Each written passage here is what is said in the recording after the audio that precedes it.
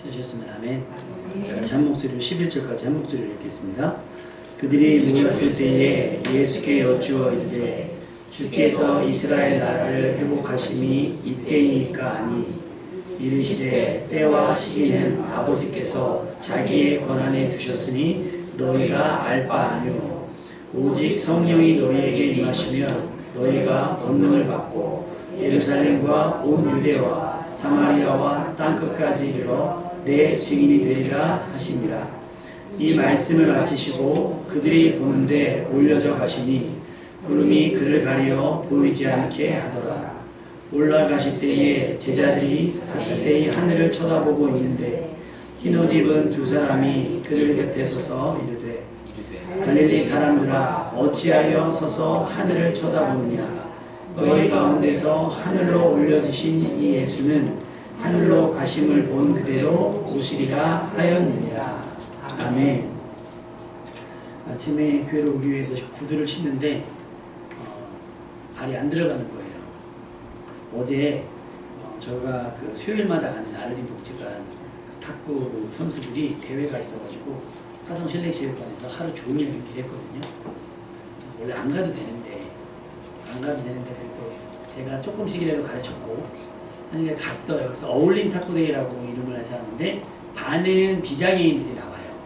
그리고 반은 장애인들이 오는데 장애 등급이 여러분 아세요? 휠체어부가 있으면 휠체어부도 1부부터 여러 가지가 있어요. 뭐 예를 들면 양손을 다 쓰느냐 한 손만 쓰느냐 쓰는데 어느 기능이 있느냐가 나눠져 있어요. 그 다음에 스탠딩이 있어요. 스탠딩이 있는데 이제 뭐 절단 되신 분, 손이나 발이나 마비되신 분, 못 움직이는 분이 있고 그 다음에 이제 정신지체 부분에서 발달장애인 부분들이 있어요. 그래서 이렇게 혼자서 멍하니 보고 있는데 그 혼자서 오신 분들도 있지만 보호자가 반드시 동반돼야 되는 분들이 있는데 표정들이 너무 밝으신 거예요. 너무 밝으신 거예요. 그러니까 저도 탁구를 치지만 만약에 내가 어떤 불의의 사고 같은 걸로 인해서 장애가 있을 때 나는 이렇게 밝고 건강하게 이런 걸 임할 수 있을까라는 생각이 들 정도로 너무 밝으신 거예요. 그러면서 느껴진 것이 무엇이 이들로 하여금 이 땅을 살아가게 하는가, 무엇이 그들로 하여금 그 장애를 극복하면서 주어진 삶을 살아가게 하는가라는 동기가 있는 거예요. 그래서 이제 저희랑 붙은 이렇게 선수를 해줄 때 너무 잘하는 거예요. 저희는 일주일에 하루 1시간 하거든요. 1시간. 근데 하루에 4시간씩 매일 하는 분들이 있고 그 다음에 치나 도에서 해주지 않아서 자비를 들여서 일주일에 우리 집사님은 레슨 받아보셔서 알겠시겠지만 레슨비가 적지 않아요 결코. 근데 2타임을 받는 거예요. 쉽게 말하면 일주일에 4번을 레슨을 받고 매일 탁구장 가서 선수할 것도 아닌데 너무 그러니까 행동은 부적절하죠. 막 소리 지르고 막 하고 뭐 넘어질 것 같은데 막 행동은 막 저기 하고 심지어 어떤 분은 막 탁구대에다 라켓을 막 두드리는 사람이 있고 우리 친구는 게임을 잘했어요. 근데 갑자기 공황이 와가지고 중간에 나 가야 된다고 집에 막 그러는 거예요. 그러니까 엄마가 괜찮다 얼레고 달래고 막 하면서 그래도 역대 최대의 성적을 다 예선에서 떨어졌는데 올해는 그래도 좀 배웠다고 한 분 빼고 다 본선에 올라가고 한 분은 우승을 하셨어요. 그러면서 계속 그분이 이번 주 토요일에 돌아오는 토요일에 도대표 선발전이 있는데 와주실 수 있냐고. 야 이거 무조건 거절하기도 그렇고 근데 또 다 받아들이기도 그렇고 뭐 그 월급이 나오거나 그러지 않거든요. 가면 계속 대기를 해야 되고 계속 상황을 봐줘야 되고 근데 내가 갔는데 치면 나 때문인 것 같고 막 애매모호해요. 그럼에도 불구하고 코치로 가잖아요. 내가 그 경기를 띄워주는 게 아니에요. 옆에서 훈수해주고 그가 캐치하지 못하는 것을 캐치해주는 역할을 제가 하는 거예요. 성경은 그것을 뭐라고 하냐면 보혜사라고 얘기해요. 보혜사. 하나님께서는 예수님의 부재, 오늘 말씀에 보면 여기 11절 말씀에 보면 뭐라고 나와있어요? 예수님이 지금 우리 눈앞에 보이는 대로 하늘로 올라가셨잖아요. 근데 올라가신 다음에 어떻게 해요? 예수는 하늘로 가심을 본 그대로 어떻게? 오신다 그런 거예요. 그럼 우리에게 주어진 시간은 언제예요?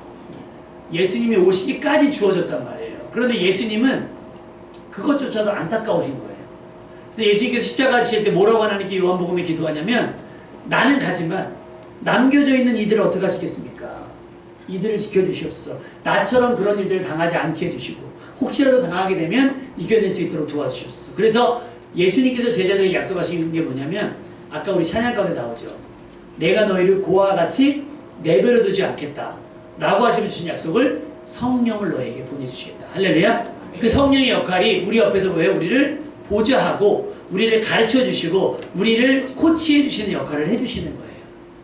가장 큰 역할이 뭐냐면 말씀이 생각나게 해주시고 말씀을 들을 때는 말씀을 깨닫게 해주시는 것. 할렐루야. 그러니까 성령의 충만한 역사는 성령이 충만하다고 하는 건 어떤 우리의 다른 것들이 아니에요. 막 진짜 뭐 불이 와가지고 우리 뜨겁게 하는 것이 아니라 우리의 감각적인 감정적인 부분. 성경 66권이 이성적이라고 한다면 성령은 그것을 감각으로 돌리는 거예요.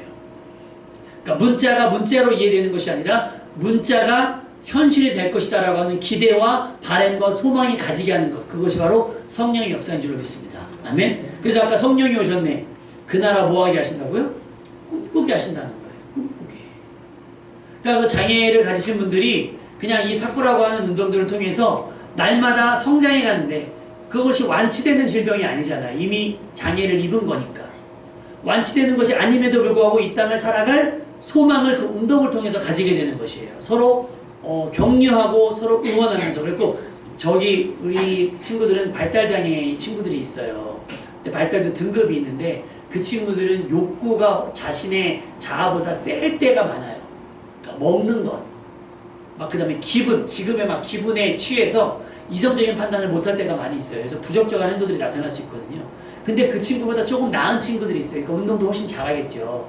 근데 게임을 하면 확연히 잘하는 친구들이 이 친구들을 봐주면서 한다는 게 느껴져요. 근데 그들의 장애는 사실 그렇게 못하거든요. 조절을. 내가 얘들을 빨리 이겨버리고 쉬는 게 낫지. 근데 받아줘요. 공격을 받아주고 막 해요. 그 친구가 막 기술을 막 해서 득점을 그 친구가 하면 같이 놀래줘요. 그래서 내가 끝나고 옆에 갔어요. 몇 살이에요? 그때 25이래요. 탁구 너무 잘 쳐요. 앞으로 10년 동안 계속 1등 하겠네. 그래서 내가 웃으면서 해서 많이 봐줬죠. 그래, 고마워요. 우리 친구가 재밌게 운동해서 고맙다고 인사하고 왔어요. 여러분, 장애를 가진 분들도 서로 격려하고 응원하고 봐주면서 해요. 근데 소위 여러분 그들 앞에서 우리는 일반인이라고 칭하면 안 되고요. 비장애인이라고 칭하셔야 돼요. 요거는 이제 생활의 지혜인데 비장애인 분들은 어때요? 이기려고 애쓰고 빼앗으려고 애쓰잖아요. 배웠어요. 그들이 무엇이 그렇게 되게 하는가? 어떻게 보면 동병상련, 나도 그렇지만 쟤도 그렇구나 라고 해서 그런 걸 수도 있겠어요. 그러니까 거기는 끝나면 그렇게 서로를 축하해줘요. 왜 이렇게 많이 늘었냐고 해주고, 그러니까 진 것이 속상하지 않아요. 우리 그리스도인들이 그랬으면 좋겠어요. 내가 잘 될 때 그것이 남 앞에서 자랑해서 그치는 것이 아니라 남에게 도울 명분이 될 수 있으면 좋겠고, 나보다 저 사람이 잘 됐을 때 진심으로 축하해 줄 수 있는 아량과 온유한 마음이 여러분 가운데 있기를 주님의 이름으로 축원합니다. 그것이 되게 하는 게 바로 성령의 감동이에요. 나의 의지, 나의 이성, 나의 성품은 그렇게 되잖아요. 근데 성령께서 우리를 막 주물러요. 우리의 생각을 고쳐주시는 거예요. 그러면 안 된다라고 말씀해 주시는 거예요. 그것이 성령의 역사입니다. 그래서 성경을 보면 말씀의 시대가 있어요. 그게 언제면 천지가 창조되어지고 구약 시대는 말씀의 시대예요. 그 다음에 무슨 시대가 와요? 말씀이 가르치는 게 뭐냐면 예수 그리스도가 이 땅에 오실 것이다. 너희를 구원하기 위해서 메시아가 오실 것이다 라고 하는 거예요. 그래서 예수님의 시대로 와요. 그리고 예수님이 근데 아까 오늘 본문에 이것처럼 예수님이 가시잖아요. 우리를 위해서 처소를 예배하러 가세요. 그럼 지금은 무슨 시대일까요? 성령의 시대. 할렐루야. 그러면 우리는 그 시대에 걸맞게 그때는 말씀을 붙들고 살아가다가 그 다음에 예수님을 의지하며 살아가다 지금은 어떻게 돼요? 성령에 의지해서 성령에 감동되어 살아가야 되는 줄로 믿습니다. 아멘. 그래서 여러분 성령에 둔감하시면 안 되고 성감에 굉장히 성령에 굉장히 예민하셔야 돼요. 그것이 말씀을 읽을 때나 기도할 때나. 그래서 하나님께서 우리에게 말씀을 하셨어요. 요한복음 5장 39절에 너희가 성경에서 영생을 얻은 줄 생각하고 성경을 생각하지만 상고하지만 이 성경이 곧 내게 대하여 증언하신 것입니다. 여러분 우리는 율법을 통해 구원을 얻을 수 있어요? 없어요? 우리는 율법을 통해 구원을 얻을 수 없어요. 율법이 불완전해서가 아니라 율법은 완전한데 우리가 그것을 지켜내기엔 우리가 불완전합니다. 우리가 연약합니다. 그래서 하나님께서 여러 번 번복하시잖아요. 에덴 동산에서 아담과 하와도 번복하시잖아요. 원래는 죽으리라 했는데 죽지 않게 하셨고. 그러니까 말씀은 완전한데 우리가 완전하지 못하기 때문에 말씀을 통해서 구원을 얻을 수가 없는 거예요. 그래서 말씀을 통해서 계속해서 힌트를 주세요. 그래서 성경 말씀은 두 가지로 요약이 돼요. 경고와 예고. 경고는 뭐예요? 그렇게 하면 안 돼. 그러면 큰일 나. 그러면 잘못돼. 그러면 죽을 수 있고 그러면 망할 수 있어. 경고입니다. 예고는 그래서 너희가 안 되니까 이렇게 될 거야. 이런 일이 일어날 거야 라고 예고가 있는 거예요. 여러분 하나님의 말씀을 통해서 해서는 안 될 일들에 대한 경고를 깨달으시길 주님의 이름으로 축원합니다. 그 다음에 성경을 통해서 앞으로 일어날 일들에 대한 예고를 확실히 믿고 소망 있는 삶을 살아내는 여러분 되시기를 주님의 이름으로 축원합니다. 그래서 로마서 5장 8절을 보면 우리가 아직 죄인 되었을 때에 그리스도께서 우리를 위하여 죽으심으로 하나님께서 우리에 대한 자기 사랑을 확증하셨다는 거예요. 성경은 누누이 하나님이 살아계시고 하나님이 우리를 사랑하신다라고 말씀하시는데 우리가 그것을 실감해야 못해요. 못하는 거예요. 그러니까 어떻게 해요? 우리가 여전히 죄인 됐을 때, 우리가 고쳐지지 않았을 때, 우리가 여전히 망할 수밖에 없었을 때에 하나님께서 예수님을 우리 땅에 보내주셔서 십자가에 지게 하심으로 말미암아, 다시 말하면 죽게 하심으로 우리에 대한 자기의 사랑을 확증해 주셨습니다. 할렐루야. 이것이 왜 놀라운 것이냐면 에스겔서 18장에 우리에 대한 하나님의 마음, 우리에 대한 하나님의 생각을 이렇게 기록되어 하셨어요. 주 여호와의 말씀이니라. 내가 어찌 악인이 죽는 것을 기뻐하랴. 그가 돌이켜 그 길에서 떠나 사는 것을 기뻐하지 아니하겠느냐. 악인이라 할지라도 저딴 인간은 정말 우리가 막 그렇게 할 때가 있잖아요. 흔히 막 여성분들 운전하면 남자들이 뭐라 그러죠? 집에 가서 밥뚜껑, 소뚜껑이나 붙잡고 있지 왜 나오냐고 막 하는 것처럼 우리가 어떤 사람들을 봤을 때 우리가 감히 평가하고 그들을 폄하할 때 그러면서 얘기해요. 저런 거 빨리 죽어야지 막 이런 얘기해요. 소위 이런 표현은 좀 그렇지만 귀신은 뭐 하는지 몰라. 저는 안 잘하고 하나님 뭐 하는지 몰라. 저 사람 봐주고 있는지 막 이렇게 표현을 할 정도로. 그런데 여러분 성경에 성경에 기록된 하나님의 진짜 의지가 뭐냐? 악인이 망하는 것, 악인이 죽는 것을 내가 기뻐하겠느냐. 그게 어디서 나와요? 요나서에 나오잖아요. 그들에게 돌이킬 기회를 주시고 회개할 기회 명분을 주시는 거예요. 그들이 돌이켜서 회개해서 멸망치 않는 것이 나에게 큰 기쁨이 되지 않겠느냐라고 하는 것이 하나님의 뜻이에요. 그래서 예수님을 십자가에 죽게 하신 거예요. 우리를 위해서만이 아니라 우리가 지긋지긋하게 미워하고 싫어하는 그 사람을 위해서도 예수님이 십자가에 달려 죽으신 겁니다. 말씀으로 시작된 세상, 그 말씀이 육신이 되어 친히 이 땅에 오셨고 예수님은 오셔서 하나님 나라를 가르치시고 또 우리의 연약함과 질병까지도 외면하지 않으시고 고치시며 회복하게 해주셨습니다. 그러나 그 모든 사역 가운데서도 여전히 남아있는 우리 힘으로는 풀지 못하는 문제, 죄의 문제였습니다. 우리는 풀지 못해요. 지식으로도 풀지 못하고 과학으로도 풀지 못하고 의학으로도 풀지 못해요. 그래서 예수님께서 히브리서 10장 10절에 예수 그리스도의 몸을 단번에 들이심으로 우리가 거룩함을 얻었노라. 할렐루야. 거룩함은요 우리가 노력한다고 얻어지는 것이 아니에요. 거룩함. 그래서 우리가 수업할 때 거룩함에 대해서 무엇이냐라고 토론을 한 적이 있었어요. 대학원 수업에서.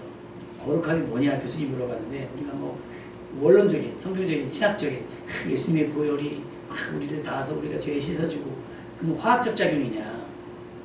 아니다. 그럼 심적 작용이냐? 아니다. 막 얘기해요. 그럼 너는 깨끗하냐? 물어보셨어요 교수님이. 그러니까 깨끗합니다라고 말하기에는 우리의 실수와 이게 많잖아요.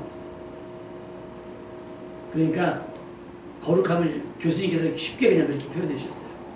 우리가 가지고 있는 물건들 가운데 그런 거 있지 않아요? 부모님이 야 버려.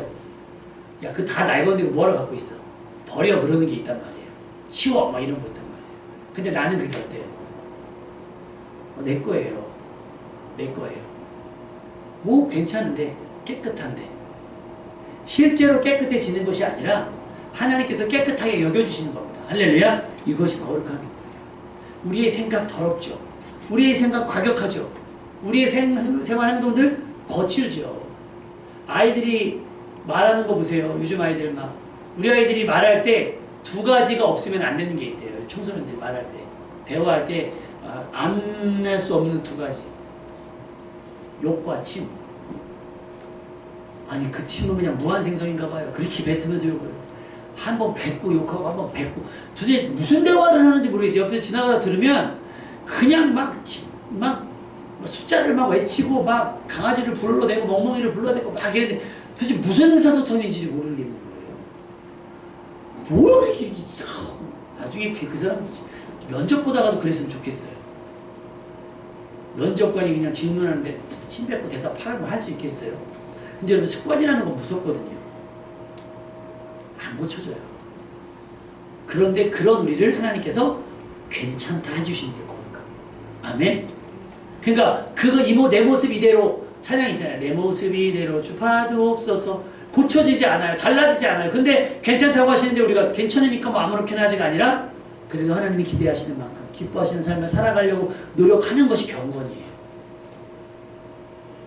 예수님께서 죽어주심으로 말미암아서 우리는 거룩하게 진 거예요. 그러니까 하나님께서 구약성경에 누누이 얘기한 게 뭐예요? 내가 거룩하니 너희도 거룩하라고 말씀하셨는데 사실 가능 불가능? 불가능. 그래서 그걸 가능하게 해준 것이 예수님의 십자가. 다시 말하면 말씀의 시대를 지나 예수님의 시대로 인해서 우리는 거룩해질 수 있게 된 거라는 거예요. 그러면서 우리가 사망에서 생명으로 옮겨지셨어요. 그리고 예수님은 아까 말씀드린 것처럼 우리가 들어갈 앞으로 있어야 될 처소를 예비하러 가셨습니다. 문제는 예수님과 함께 있었던 제자들이 땅에 남겨진다는 것. 과연 우리는 예수님의 부재를 감당할 수 있을까요? 어젠가요? 그 영상 하나가 올라왔는데 어떻게 하다가 4살짜리 아이가 혼자 버스를 탄 거예요. 왜 밀려서. 그러니까 어떻게 되겠어요? 엄마를 찾았는데 사람들이 막 타고 다 버스가 출발했는데 엄마 찾으면 엄마가 없으니까 당황하고 막 주변하는데 기사님이 애가 혼자 앉아있으니까 보니까 차를 세우고 가가지고 어떻게 된 상황을 보니까 주변 사람들이 와서 도와줘요. 아이가 놀라지 않게, 당황하지 않게. 그럼 연락처 찾아가지고 이제 해주는 모습을 봤어요. 그런 거예요. 우리가 마치 고아처럼. 다 커서 고아가 되는 건 상관이 없죠. 여러분, 우리는 누구나 고아가 되죠. 시간이 지나면 누구나 고아가 됩니다.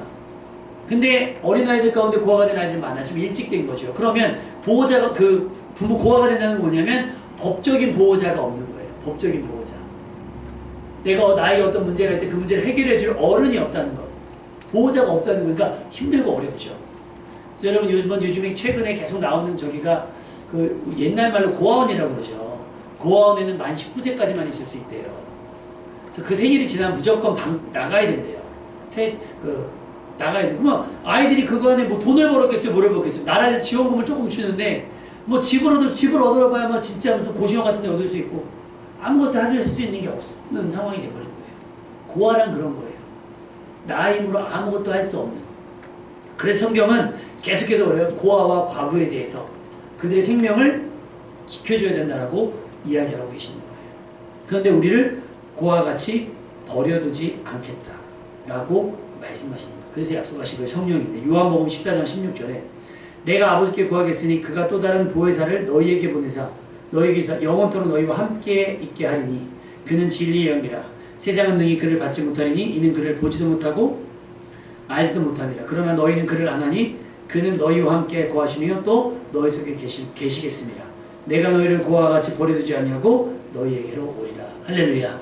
그러니까 그 갭, 예수님이 우리를 처소를 예비하러 가시고 그 다음에 다시 오실 때까지의 그 시간 동안에 여러분의 삶을 혼자 두지 아니하시고 어떻게 해요? 성령을 통해 동행해 주신다고 약속하신 겁니다. 할렐루야.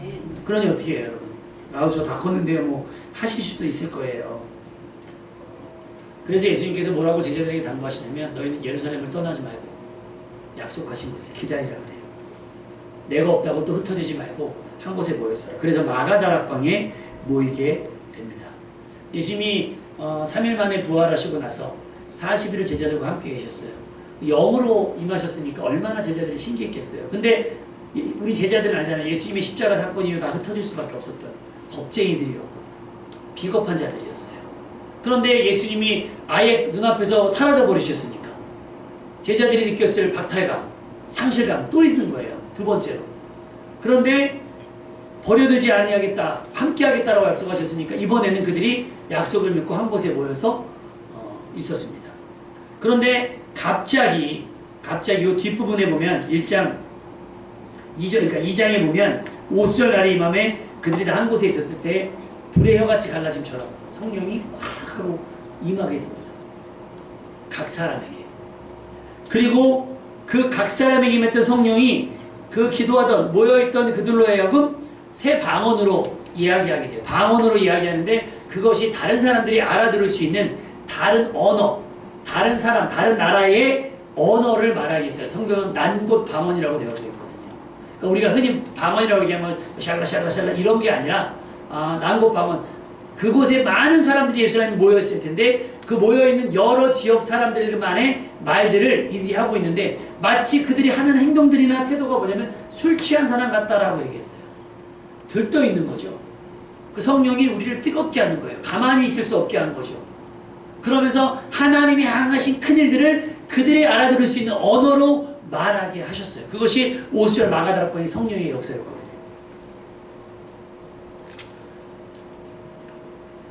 성령 충만은 그런데 단순하게 감정적으로 즐거운 신앙생활을 하기 위한 감각적 경험만은 아닌 거예요. 근데 여러분 만약에 우리 교회가 다른 교회들도 마찬가지지만 교회들이 입시학원처럼 천국에 들어가는 하나님 나라에 들어가기 위한 입시학원처럼 국영수를 가르치듯이 성경을 가르친다고 생각해보세요. 재미가 있겠어요? 없겠어요? 국영수도 지겨워 죽겠는데 여기 가서 또 성경을 암송하고 뭐 배우고 그래서 다른 교회들은 여러분 제자훈련이라고 굉장히 많이 있거든요. 이게 우리가 학습을 어렸을 때부터 배움을 국영수, 암기식, 그러니까 주입식 교육으로 받았기 때문에 교회도 그 시스템을 하는 거예요. 예수님의 방식은 뭐였냐면 교제였어요. 교제. 식탁교제 저희가 하잖아요. 하면서 우리 지난주에 왜 정종희 지사님이 간증 비슷한 거 식사하시면서 하셨잖아요. 그죠? 박수 치길래 깜짝 놀랐더니 막 그런 거 하셨잖아요. 그러면서 내게 베푸신 하나님의 은혜를 이야기를 하면 어떤 사람 이 사람도 받는 거죠. 나에게도 이런 일이 있었어요. 그러면서 서로 다른 경험이지만 같은 한 하나님, 같은 한 성령님께서 행하셨던 일들을 같이 이야기하면서 그가 받은 은혜를 나도 사모하고 그가 받은 은혜가 지속되고 그가 받은 은혜가 배가 될 수 있도록 같이 응원하고 격려하는 것이 교제예요. 근데 잘 몰라요. 그러면 어떻게 해요? 그때는 이제 부목사님이나 장로님이나 제가 출동을 하는 거죠. 이런 일이 있었는데 이거 어떻게 할까요? 그러면 그것을 무슨 막 무당이 점 풀어주듯이 그렇게 하는 것이 아니라 성경을 근거로 여러분 성령의 역사는 항상 성경으로 풀어야 됩니다. 아멘? 막 신비주의로 가시면 안 돼요. 막 사람이 막 그래서 여러분 유튜브 같은 데도 보면 나오거든요. 막 휙 해버리고 막 자빠지고 막 휙 하면 막 자빠지고 막 이러는 거는 우리 하나님은 굉장히 인격적이세요. 그런 거 신기한 일이 없지 않지만 그런 거에 취하시면 안 돼요. 아시겠습니까? 우리 항상 말씀을 근거로 감각적이고 굉장히 감각적으로 영적인 것이지만 우리는 성경을 근거로 해석을 하셔야 됩니다. 아멘? 그래야 위험에 빠지지가 않아요. 근데 또 이 성령을 배제하고 성경만 가지고 성경은 그렇지 않던데 라고 성경이 제가 말씀드렸잖아요. 성경이 불완전해서 예수님이 오신 게 아니라니까요. 우리가 부족하고 우리가 연약해서 예수님이 오신 것이고 예수님의 십자가가 모자라서 성령이 임하시는 게 아니에요. 우리가 그것을 믿지 못하니까 성령을 통해서 믿게끔 하시는 겁니다. 아멘? 그러니까 우리는 말씀도 읽어야 되고 예수님도 믿어야 되고 성령도 받아야 됩니다. 아멘? 그래야 우리가 이 땅 가운데서 믿음을 잃어버리지 않을 수가 있는 거예요. 근데 통계적으로 보니까 언제 성령이 가장 강하게 임하느냐, 언제 주로 임하느냐, 기도할 때예요. 기도할 때. 근데 이건 여러분 우리 저기 뭐죠? 기도할 때가 아니라 제자들이 예수님 부활하신 거 모르고 막 갈 때 예수님이 옆에 동행하시면서 막 얘기해 주잖아요. 그때 제자들이 예수님이 떠나신 다음에 뭐라 그래요? 마음이 뜨겁지 아니하더냐 그랬어요. 우리가 교제할 때도 성령이 임할 수 있고요. 우리가 설교를 들을 때도 성령이 임할 수 있고요. 성경을 읽을 때도 성령이 임할 수 있습니다. 아멘? 언제 어느 순간에 임할지 몰라요. 근데 보편적으로 통계적으로 그냥 오수절 마가다락방 그러니까 맨날 모여서 기도할 때만 성령이 임하는 줄 아는데 우리 성령님은요 오픈마인드예요. 열려있을 때 기회를 엿보고 계세요. 여러분의 믿음이 준비되어 있으면 성령은 임합니다. 아멘? 말씀을 깨닫고 싶어해. 그 간절함이 캐치가 되면 성령님은 그때 역사하십니다. 아멘?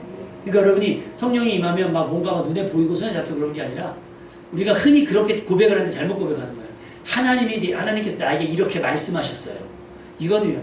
여러분 하나님은 우리에게 또 다른 말씀을 주시지 않습니다. 성경 66권에서 끝나는 거예요. 이렇게 하나님께서 그 말씀이 생각나게 하셨어요. 할렐루야. 그게 맞는 거예요. 성령은 말씀이 생각나게 하시는 거예요. 그럼 이 성령을 어떻게 받느냐? 돈 주고 받느냐? 아니에요. 사도행전 2장 38절에 베드로가 이르되 너희가 회개하여 각각 예수 그리스도의 이름으로 세례를 받고 죄사함을 받으라. 그리하면 성령을 선물로 받으리라. 아멘. 그러니까 산타크로스 할아버지의 선물보다 하나님의 선물, 성령을 더 사모해야 되는 줄로 믿습니다. 우리 예빈이만 아멘.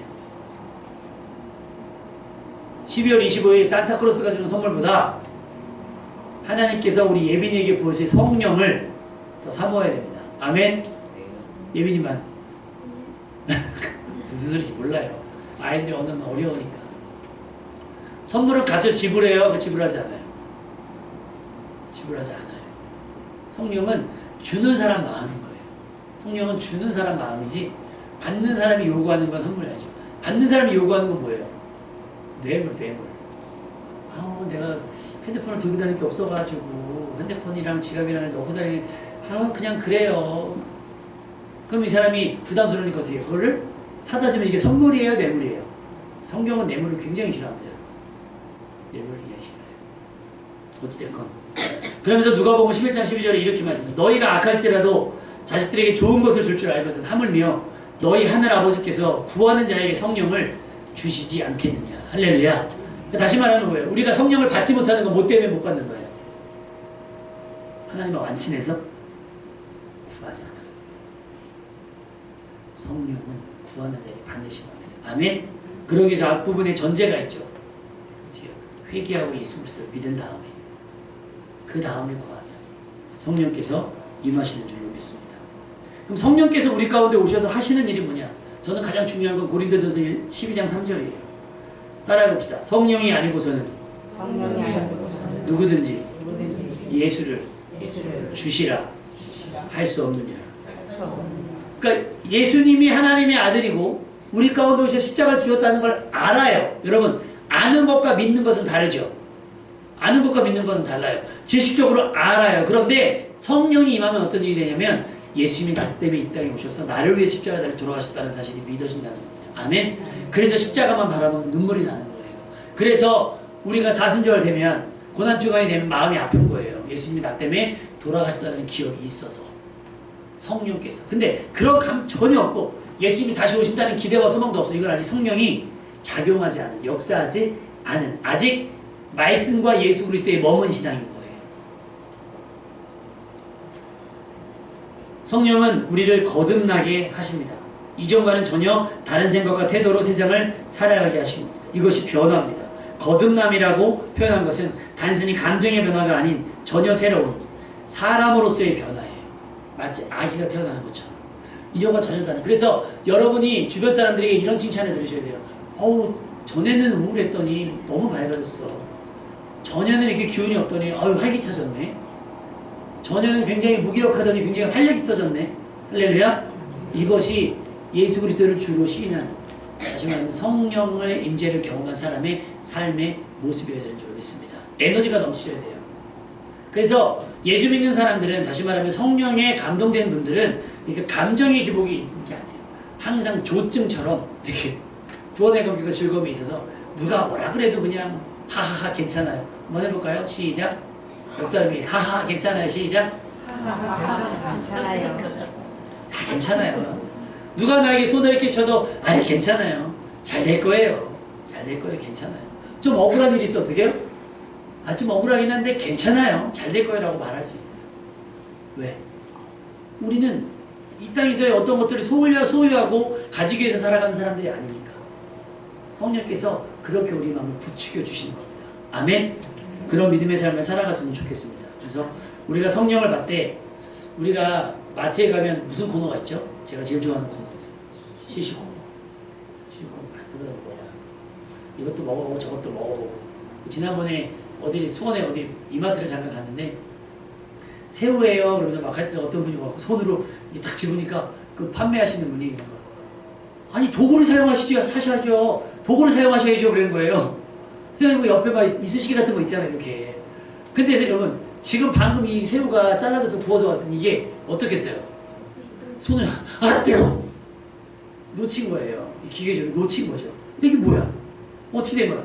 이게 놓친 거죠.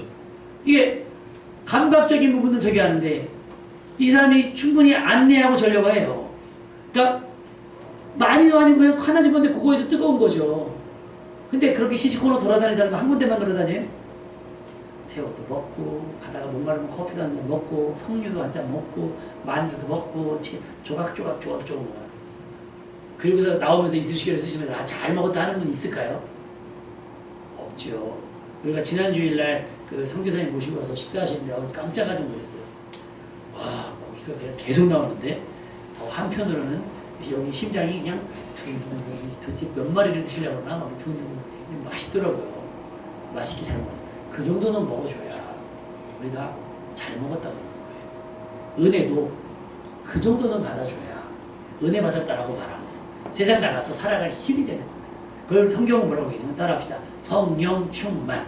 성령 충만. 성령 충만은 뭐예요? 충만이라고 한 뜻이 뭐예요? 충만. 가득 찬 거예요. 건드리기만 하면 어떻게 돼요? 넘쳐나는 것이 충만한 상태인 거예요. 막 줄줄줄 새진 않지만 가득 차 있어서 내가 뭐만 하면 넘치게 일보 직전의 삶이 충만. 그래서 예수 그리스도가 주로 고백되어지고 그 다음에 우리가 부족하고 연약한 분들 성령께서 도와주실 때 그래서 오늘 사도행전 1장 8절의 말씀의 이야기가 나오는 거예요. 우리 사도행전 1장 8절만 한번 읽어볼까요? 시작!